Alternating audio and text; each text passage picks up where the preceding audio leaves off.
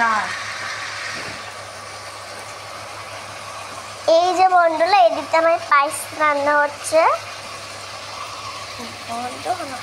একটু চিনি বাটাটা দিতে হবে। এখানে চিনি, এখানে সব দুধ রান্না হচ্ছে আমার।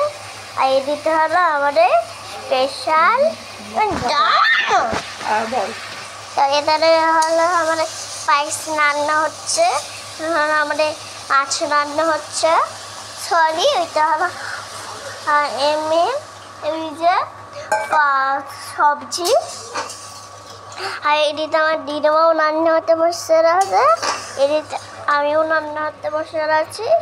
তাহলে এই যে আমার মূর্তি দেখতে পেয়েছো আমাদের রান্না হতে।